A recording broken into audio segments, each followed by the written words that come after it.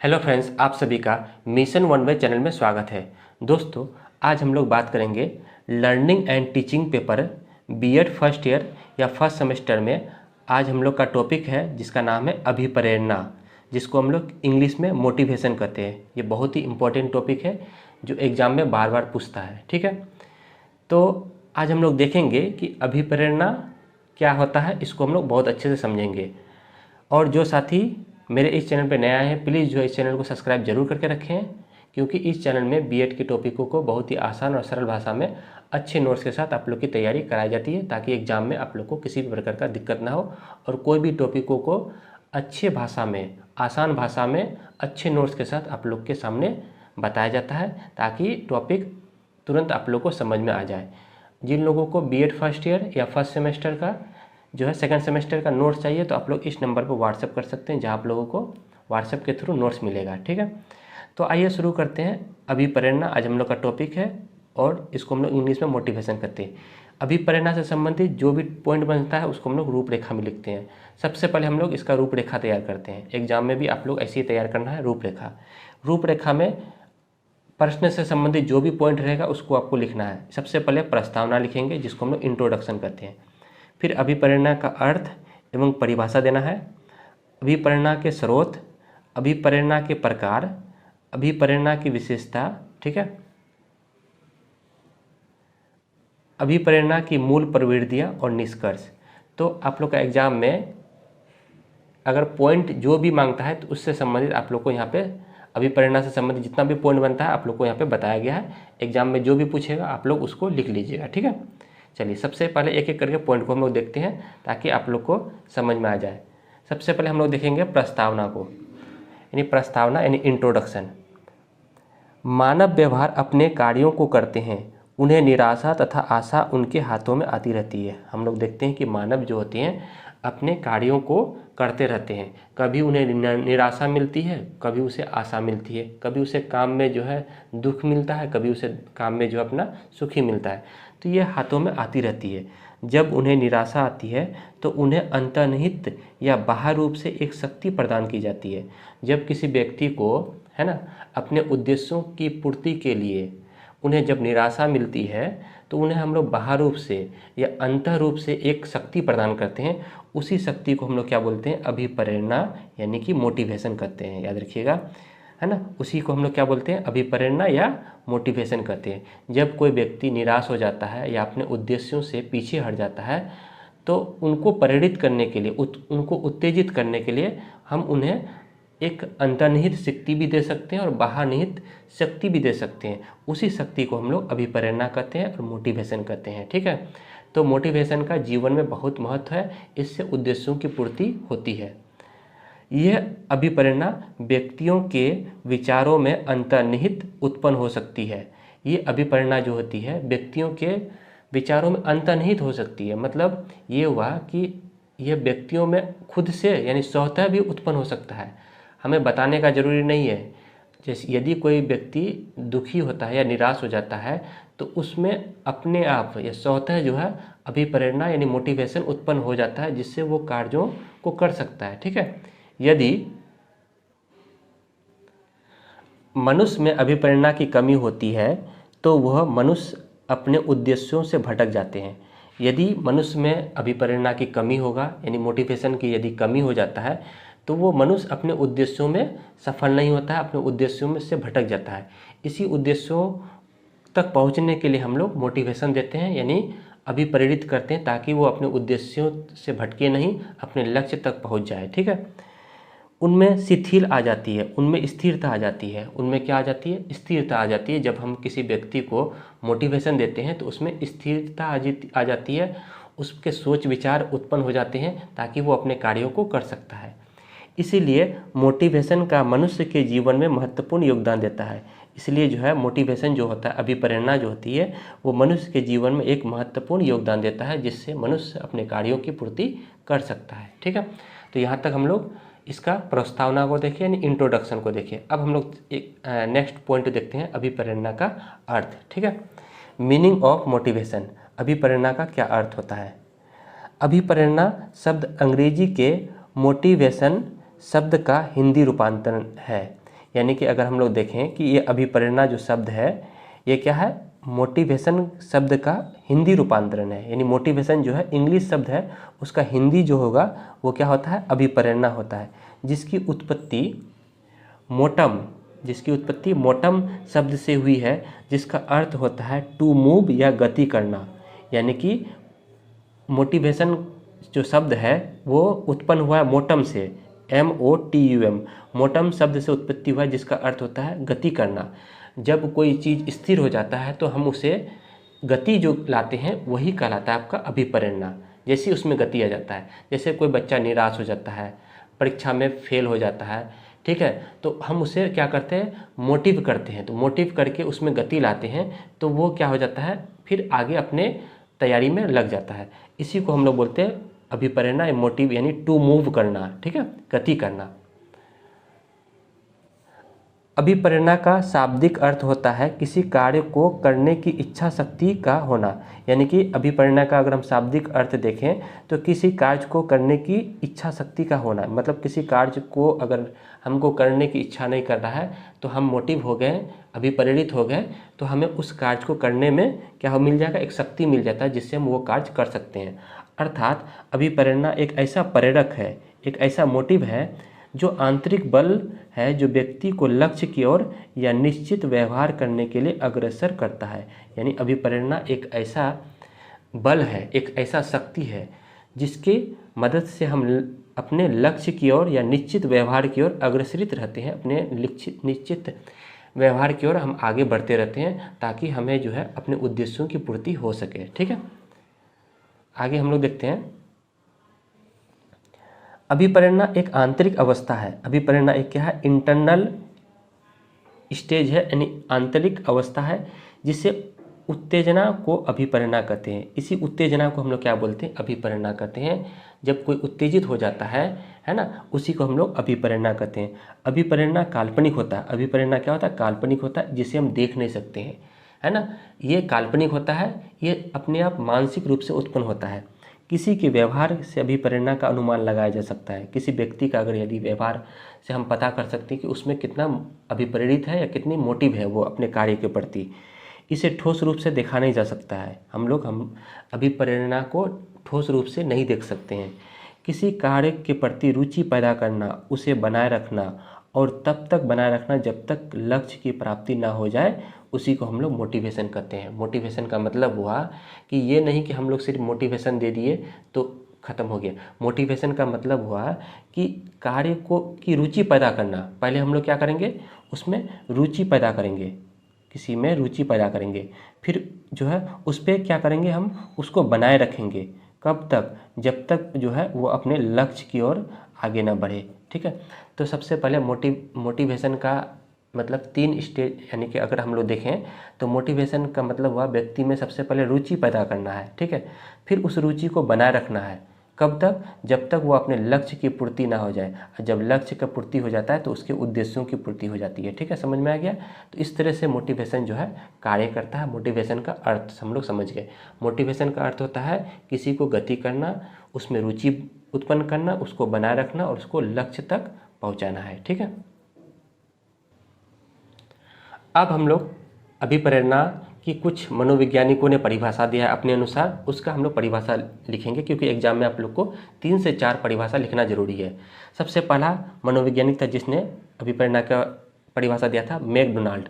McDonald एक मनोवैज्ञानिक थे जिन्होंने अभिप्रेरणा की परिभाषा दिया था। उन्होंने कहा था कि अभिप्रेरणा व्यक्ति के अंदर ऊर्जा परिवर्तन करता है। अभिप्रेरणा व्यक्ति के अंदर एक ऊर्जा का परिवर्तन करता है। एक स्थिर ऊर्जा जो होता है मनुष्य के अंदर, उसमें परिवर्तन लाता है, उसमें गति लाता है। ये बात कहते हैं मैकडोनाल्ड ने, याद रखिएगा, बहुत सिंपल परिभाषा है।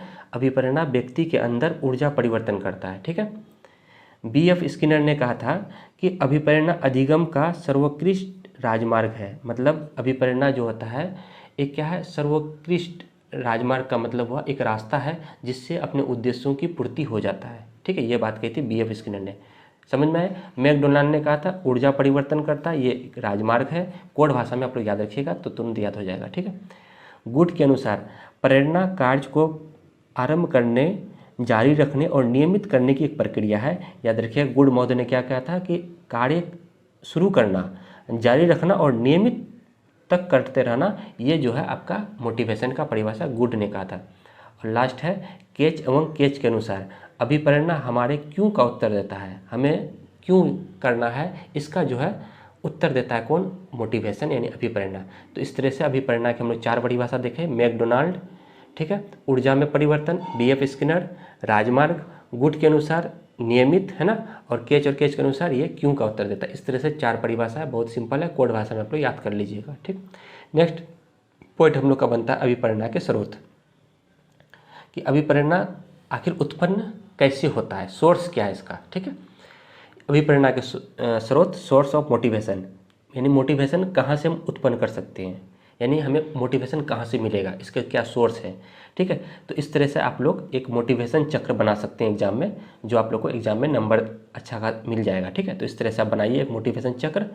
ये स्रोत है, पहला है आवश्यक, दूसरा है आवश्यक नीड, दूसरा है ड्राइव जिसको हम लोग अनुरोध कहते हैं, तीसरा हो गया इंसेंटिव जिसको हम लोग प्रोत्साहन कहते हैं, और चौथा है अभिप्रेरक। तो ये 4 जो है हम लोग सर्कल में बनाए हैं, जो चारों चक्र चलते रहता है इस तरह से। ठीक है, सर्कल में ये है अभिप्रेरणा चक्र है, मोटिवेशन साइकिल है, नीड, ड्राइव, इंसेंटिव, मोटिव, ये 4 है। ठीक है, जब आपको किसी भी चीज़ की आवश्यकता होती है, फिर उसके बाद उस पर हम चालन करते हैं, फिर वो हमको प्राप्ति होती है और उससे हम प्रेरित हो जाते हैं। तो इस तरह से आप लोग ये जो है मोटिवेशन चक्र चलता है। एक एक करके हम लोग पहले नीड को समझते हैं, ड्राइव समझेंगे, इंसेंटिव समझेंगे और मोटिव समझेंगे। ठीक है, तो एक एक करके हम लोग समझते हैं और आप लोग एग्जाम में इस तरह से चक्र को बना सकते हैं। ठीक है, मोटिवेशन के पहला स्रोत में हम लोग देखेंगे नीड यानी कि आवश्यकता। ठीक है, तो ये जो है आवश्यकता, ये स्रोत है। आवश्यकता का मतलब हुआ कि जब मनुष्य को किसी भी चीज़ की आवश्यकता होता है तो वो मोटिवेशन हो जाता है। ठीक है, अभिप्रेरणा की उत्पत्ति का पहला स्रोत है ये। अभिप्रेरणा जब किसी भी चीज़ में उत्पन्न होगा तो उसको आवश्यक होगा तभी ना उत्पन्न होगा। जैसे हमें यदि भूख लगता है तो हम मोटिव होंगे कि हमें भूख लग गया। ठीक है, तो ये एक पहला स्रोत है। किसी चीज़ की कमी या अधिक की अवस्था को आवश्यकता का संज्ञा देती है। किसी चीज़ की कमी हो जाना, ठीक है, या अधिक हो जाना, उसी को हम लोग नीड की संज्ञा देते हैं। व्यक्ति को आवश्यक होने पर व्यक्ति की क्रिया करने लगती है। जब व्यक्ति को किसी भी चीज़ की आवश्यकता होती है तो वो क्रिया करने लगता है, यानी मोटिव हो जाता है। समझ में आया? यानी कि हम लोग को अभिप्रेरणा का पहला स्रोत है नीड। नीड का मतलब हुआ जब किसी व्यक्ति को किसी चीज़ की कमी है तो वो गति करने लगता है। ठीक है, यानी कि आवश्यकता से वो गति करने लगा तो वो कार्य करने लगा। ठीक है, अब आवश्यक के 2 तरह से कार्य करेगा। सबसे पहला है जैविक आवश्यकता हो सकता है। ठीक है, जैविक आवश्यकता में अगर हम लोग देखें तो भूख, प्यास, काम, मल मूत्र, त्याग, नींद, ये जैविक आवश्यक है। यदि हमें भूख लगेगा तो हम खाना बनाएंगे या काम करेंगे, प्यास है तो प्यास लगेगा तो पानी पिएंगे, काम करेंगे, मल मूत्र, त्याग, नींद, ये सभी जो है एक क्या है, जैविक आवश्यक को हम लोग इसमें रख सकते हैं। आवश्यक के 2 तरह हैं। सामाजिक आवश्यक का मतलब हुआ एक सामाजिक रूप से भी आवश्यक पड़ सकता है, दूसरों पर अधिपत्य जमाना, धन कमाने की आवश्यकता हो सकता है, दूसरों से संबंध स्थापित करने की आवश्यकता होता है। ठीक है, तो इस तरह से भी आवश्यकता होती है। यानी कि हम लोग नीड को 2 रूप में देख सकते हैं, एक जैविक आवश्यकता में और एक सामाजिक आवश्यकता में। इस तरह से आप एग्जाम में लिखिएगा तो ज़्यादा नंबर आएगा।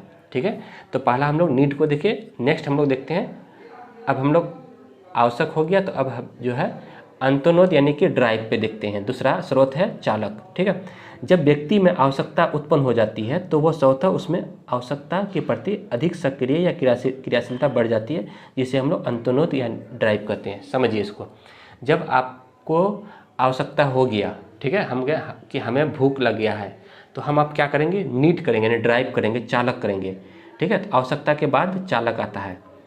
जब व्यक्ति में आवश्यकता उत्पन्न हो गया तो वह स्वतः खुद से जो है अपना काम करने लगेगा। ठीक है, अधिक से अधिक वो क्रियाशील हो जाएगा, जिसे हम ड्राइव करते हैं। जैसे भूख हो गया, भूख अंतनोद, प्यास अंतनोद, उपलब्धि अंतनोद, लक्ष्य की ओर बढ़ना ही चालक कहलाता है। जैसे हमको लक्ष्य की ओर बढ़ना है तो हम उस पर काम करेंगे, उसकी जो है उस पर हम क्या करेंगे, उसके प्रति सक्रिय हो जाएंगे, ठीक, एक्टिव हो जाएंगे, तो वो हो जाएगा आपका ड्राइव। ठीक है, जैसे हमें सीटेट की तैयारी करना है तो सीटेट में हमको लग जाएंगे। जैसे मेरा लक्ष्य पहले आवश्यकता, हमें सीटेट क्या करना, पास करना है, तो सीटेट की तैयारी में हम लग जाएंगे, ठीक है। तो ये आपका जो है चालक कहलाएगा। जब हम उस काम की तैयारी में लग जाएंगे तो वो आपका ड्राइव कहलाएगा। जब हमें उसकी आवश्यकता होगी तो वो नीड कहलाएगा, ठीक है। तीसरा है प्रोत्साहन यानी इंसेंटिव। ये क्या है?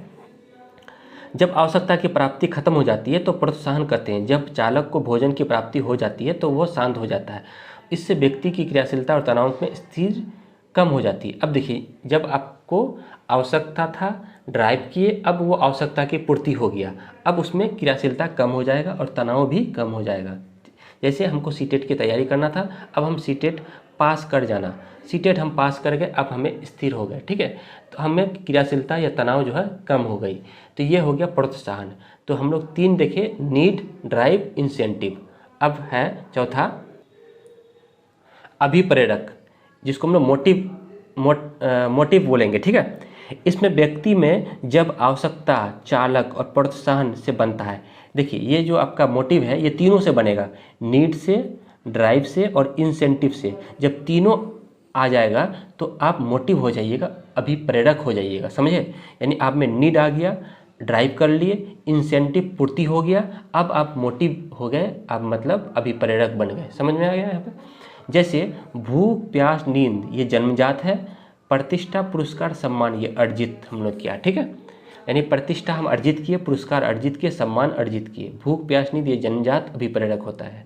यहाँ तक कोई दिक्कत नहीं। नेक्स्ट पॉइंट है हम लोग का अभिप्रेरणा के प्रकार, ठीक है। अब हम लोग अभिप्रेरणा के स्रोत देख लिए, सोर्स ऑफ मोटिवेशन। अब हम लोग देखेंगे टाइप्स ऑफ मोटिवेशन, अभिप्रेरणा के प्रकार। अब देखिए, अभिप्रेरणा के 2 प्रकार है, एक होता है आंतरिक अभिप्रेरणा और दूसरा होता है बाह्य अभिप्रेरणा। Internal motivation, external motivation. Internal motivation क्या होता है इसको समझते हैं। आंतरिक अभिप्रेरणा, नाम से लगता है आंतरिक, आंतरिक का मतलब होता है अंत से निकलना, यानी कि अंत यानी स्वतः निकलना। इंटरनल मोटिवेशन, इसे सकारात्मक अभिप्रेरणा भी कहा जाता है, इसे सर्वोच्च अभिप्रेरणा भी कहता है। ये सबसे सर्वोच्च अभिप्रेरणा, सबसे महत्वपूर्ण अभिप्रेरणा इसको कहते हैं, सर्वश्रेष्ठ। बालक के अंदर स्वतः उत्पन्न होने वाली शक्ति या बल को आंतरिक अभिप्रेरणा कहते हैं। नाम से ही लगता है आंतरिक, आंतरिक का मतलब हुआ जब किसी बालक के अंदर या जब किसी व्यक्ति के अंदर स्वतः उत्पन्न होती है, खुद से उत्पन्न होता है, उसे हम लोग आंतरिक अभिप्रेरणा कहते हैं, ठीक है। आंतरिक अभिप्रेरणा व्यक्ति के मन, मस्तिष्क से उत्पन्न होता है। आंतरिक अभिप्रेरणा जो होती है व्यक्ति के मन या मस्तिष्क में स्वतः उत्पन्न होती है।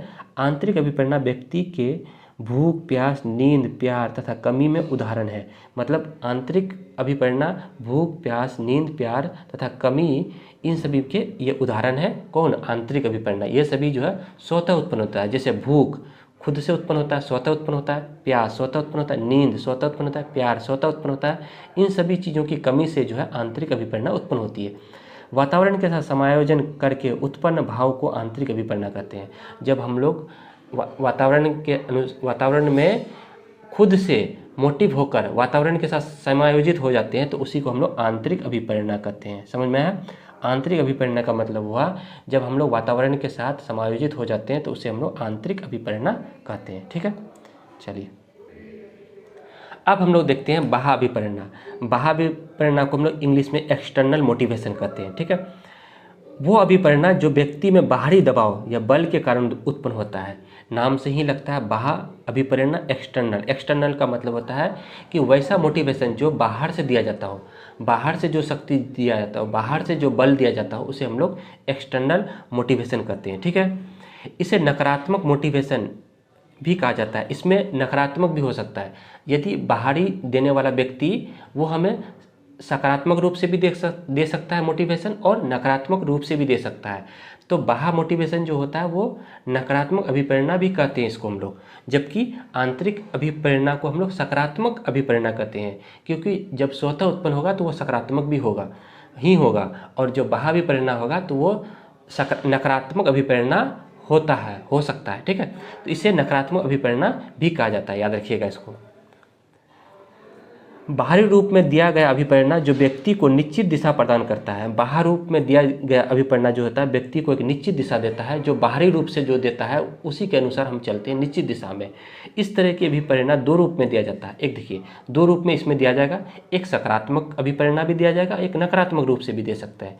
जैसे पुरस्कार देकर हम किसी बच्चे को खुश कर सकते हैं, प्रोत्साहन अच्छा और शाबाश। कोई बच्चा अच्छा कार्य किया उसको हम लोग शाबाश दे देंगे, अच्छा दे देंगे, या कोई राशि दे देंगे या पुरस्कार दे देंगे, तो उसको हम लोग सकारात्मक अभिप्रेरणा दे रहे हैं। ठीक है, एक बाहरी रूप से दे रहे हैं। एक नकारात्मक अभिप्रेरणा, जैसे कोई बच्चा मतलब होमवर्क बना के नहीं लाया तो उसे हम लोग दंड दे दिए, सजा दे दिए, या भय दिखा रहे हैं, क्रोध हो रहे हैं, तो ये एक क्या है, नकारात्मक अभिप्रेरणा है, जिससे उसको एक नकारात्मक अभिप्रेरणा हम लोग भर रहे हैं। तो इस तरह से हम लोग बाह्य अभिप्रेरणा को दो रूप में देखते हैं, एक सकारात्मक अभिप्रेरणा के रूप में, एक नकारात्मक अभिप्रेरणा के रूप में। इसलिए बाह्य अभिप्रेरणा को हम लोग नकारात्मक अभिप्रेरणा भी कहते हैं। समझ में आया तक? कोई दिक्कत नहीं। ठीक है, अब हम लोग देखेंगे अभिप्रेरणा की विशेषताएं। नेक्स्ट पॉइंट है अभिप्रेरणा की विशेषताएं, कैरेक्टरिस्टिक्स ऑफ मोटिवेशन। अभिप्रेरणा की विशेषताएं निम्नलिखित है। अभिप्रेरणा निर्धारित उद्देश्यों तक पहुंचने के लिए प्रेरित करता है। यानी कि अभिप्रेरणा जो होता है, मोटिवेशन क्या होता है, निर्धारित उद्देश्य, यानी कि हमने जो उद्देश्य निर्धारित किया उस तक पहुंचने के लिए जो प्रेरित करता है, वही जो है ये विशेषता है कि अभिप्रेरणा जो होती है वो निर्धारित उद्देश्य तक पहुंचने के लिए प्रेरित करता है। ठीक है, दूसरा है कि अभिप्रेरणा अधिगम का मुख्य चालक है। अभिप्रेरणा जो है एक ऐसा ड्राइव है जिसके द्वारा हम सीख सकते हैं किसी भी चीज़ को। ठीक है, नेक्स्ट तीसरा नंबर है अभिप्रेरणा पथ प्रदर्शन या सर्वोत्तम सोपान है। अभिप्रेरणा जो होता है वो पथ को प्रदर्शित करता है, हमें रास्ता दिखाता है, एक सर्वोत्तम क्या है, इसे एक अच्छा साधन माना जाता है जिससे हम लोग आगे की ओर बढ़ते हैं। नेक्स्ट चौथा नंबर में है अभिप्रेरणा व्यक्ति में निरंतरता होती है। अभिप्रेरणा व्यक्ति में निरंतरता यानी कि कंटिन्यूअसली चलती रहती है। ठीक है, पांचवा नंबर में है अभिप्रेरणा व्यक्ति में ऊर्जा परिवर्तन करती है। अभिप्रेरणा के द्वारा जो है हम व्यक्ति में ऊर्जा परिवर्तन करते हैं। जैसे कोई व्यक्ति में ऊर्जा स्थिर हो गया है तो उसमें हम लोग ऊर्जा में क्या करेंगे, परिवर्तन करते हैं। अभिप्रेरणा से भावात्मक पक्ष में कि अत्यधिक उग्र हो जाती है। अभिप्रेरणा से क्या होता है, भावात्मक जो पक्ष होता है यानी इमोशनल जो आपका पक्ष है वो क्या हो जाता है, उग्र हो जाता है। ठीक है, जैसे हम लोग कोई बच्चा है वो स्थिर हो जाता है तो उसको हम लोग मोटिव करते हैं तो उसका भावात्मक पक्ष में हम लोग क्या करते हैं, उग्र कर देते हैं।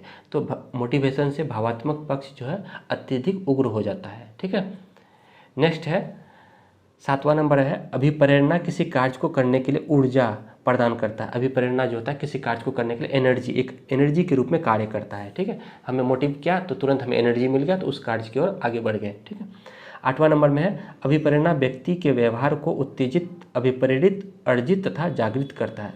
अभिप्रेरणा जो होती है वो व्यक्ति के व्यवहार को उत्तेजित करता है, अर्जित करता है और जागृत करता है उन्हें। तो इस तरह से हम लोग 8 जो है विशेषता देखें अभिप्रेरणा का, कि अभिप्रेरणा ऊर्जा है, एक भावात्मक पक्ष को उग्र करता है, उत्तेजित करता है, निरंतर चलता है, तो इस तरह से एक चालक के रूप में कार्य करता है, तो एक पथ प्रदर्शक के रूप में व्यवहार करता है। तो इस तरह से जो हम लोग 7-8 विशेषता अभिप्रेरणा का लिख सकते हैं, एग्जाम में पूछेगा तो। ठीक है, अब हम लोग देखेंगे नेक्स्ट पॉइंट है अभिप्रेरणा की मूल प्रवृत्तियाँ यानी इंस्टेंस ऑफ मोटिवेशन। अभिप्रेरणा की मूल प्रवृत्तियाँ क्या है कि कहाँ कहाँ से अभिप्रेरणा उत्पन्न हो सकती है। तो मैकडूगल महोदय ने 14 मूल प्रवृत्तियाँ बताए, यानी मैकडूगल जो मनोवैज्ञानिक थे जिन्होंने 14 मूल प्रवृत्तियाँ बताया है अभिप्रेरणा का। कौन कौन मूल प्रवृत्ति बनाई है, देखिए इधर हम लिखे मूल प्रवृत्ति, इधर लिखे संवेग। कौन कौन सा संवेग उत्पन्न हो सकता है, जैसे पलायन, पलायन से भय उत्पन्न होगा। युत्सा, युद्ध करने की इच्छा में क्रोध उत्पन्न होगा। निवृत्ति, पीछा छुड़ाना, घृणा उत्पन्न होगा। संतान, संतान की प्राप्ति में वात्सल्य उत्पन्न होगा। शरणागति, करुणा उत्पन्न होगा। ठीक है, काम प्रवृत्ति, जिसको कामुकता उत्पन्न होगा। जिज्ञासा, आश्चर्य उत्पन्न होगा। रचनात्मकता, कीर्ति भाव उत्पन्न होगा। समर्पण, आत्महीनता उत्पन्न होगा। गौरव, आत्म स्वाभिमान उत्पन्न होगा। सामूहिकता, एकांकीपन उत्पन्न होगा। भोजन, भूख उत्पन्न होगा। स्वामित्व, संग्रहण उत्पन्न होगा। हास, आमोद उत्पन्न होगा। इस तरह से हम लोग 14 मूल प्रवृत्तियाँ देखें मैकडूगल के अनुसार। ठीक है, तो इसको आप लोग याद कर लीजिए, याद हो जाएगा, डिवाइड करके याद कीजिएगा तो याद हो जाएगा। और मूल प्रवृत्ति और संवेग को देखें। ठीक है, और लास्ट में हम लोग इसका निष्कर्ष को देखते हैं। कंक्लूजन, निष्कर्ष लिखना जरूरी है। अतः उपयुक्त बातों से स्पष्ट होता है कि अभिप्रेरणा एक मनोव्यवहारिक क्रिया है। यह व्यक्ति में उद्देश्यों के निर्धारण के लिए स्वतः या बाह्य रूप से दिया जाता है ताकि उनके उद्देश्यों का निर्धारण हो जाए और इससे विशेष क्रिया करने में संकेत मिलता है। ठीक है, यानी कि एक अभिप्रेरणा जो है एक मनोव्यवहारिक क्रिया है जो व्यक्ति के उद्देश्यों के निर्धारण के लिए स्वतः या बाह्य रूप से दिया जाता है, स्वतः या बाह्य रूप से दिया जाता है ताकि उनके उद्देश्यों का निर्धारण हो जाए तथा इससे विशेष क्रिया करने में हमें संकेत मिलती है। ठीक है, तो उम्मीद करते हैं आप लोग को ये मोटिवेशन जो हम लोग का अभिप्रेरणा जो आज टॉपिक था ये समझ में आ गया होगा। चैनल को सब्सक्राइब कर लें, लाइक करें, कमेंट करें, शेयर करें। दोस्तों यदि आप लोग वीडियो अच्छा लगा है तो आप लोग सब्सक्राइब जरूर कर लें, चैनल पर कमेंट जरूर करें क्योंकि आपका कमेंट जो हमें वीडियो बनाने के लिए प्रेरित करता है। मिशन 1 बाय चैनल को लक्ष्य एक बेहतर शिक्षा देने के लिए हमसे है, क्योंकि हमारा कोशिश रहता है कि आप लोग को टॉपिक को बहुत सरल भाषा में अच्छे नोट्स के साथ आप लोग को दिया जाता है। तो प्लीज़ जो आप लोग चैनल को सब्सक्राइब जरूर करें और टॉपिक को जो है पे कमेंट कैसा लिखें कि आप लोग को टॉपिक कैसा लगा। ठीक है, और आप लोग अधिक से अधिक सपोर्ट करें ताकि जो है इसको हम लोग जल्द से जल्द डिजिटल बोर्ड में भी पढ़ाने का प्रयास करेंगे ताकि वहाँ पे बहुत ही बेहतरीन ढंग से हम लोग पढ़ाएंगे। तो प्लीज़ आप लोग का सपोर्ट जो है बहुत मायने रखेगा, इसलिए आप लोग अधिक से अधिक कमेंट करें, शेयर करें। ठीक है दोस्तों, फिर हम लोग नए टॉपिक के साथ मिलेंगे, तब तक के लिए धन्यवाद।